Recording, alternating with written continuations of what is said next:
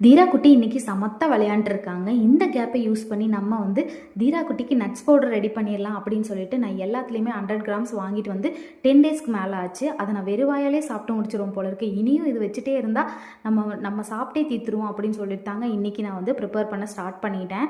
Start பண்ணி மக்கானாவை கொட்டனோ இல்லையோ வடக்கல்லிருந்தே எடுத்து சாப்பிட ஆரம்பிச்சிட்டேன். ரம்யா அமைதியாக இது பாப்பாவுக்கு வாங்கிட்டு வந்து வச்சதுன்னு மனசுக்குள்ளே நினச்சிட்டு வறுத்துட்டு இருந்தாங்க. இப்போ தான் தீரா குட்டியோட வேலைத்தனம் ஸ்டார்ட் ஆகிடுச்சு. ஏன்னா கிச்சனில் இருக்க எல்லா திங்ஸையும் இழுத்து போட ஆரம்பிச்சிட்டா. நான் வடக்கல் சூடாயிருச்சு, எங்கே கருகிடுவனோ, ஏன்னா எல்லாமே காஸ்ட்லியான பொருட்கள் வந்து நான் வந்து வேஸ்ட் பண்ணிடுவனோ அப்படின்ட்டு இருந்தது. அந்தளவுக்கு வந்து தீரா குட்டியோட சேட்டை ஆரம்பமாயிருச்சுங்க.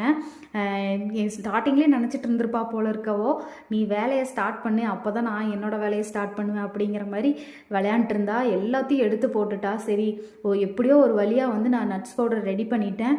நட்ஸ் பவுடர் ரெடி பண்ணதுக்கப்புறம் தீரா குட்டி சமத்தா விளையாண்டுருக்காங்க.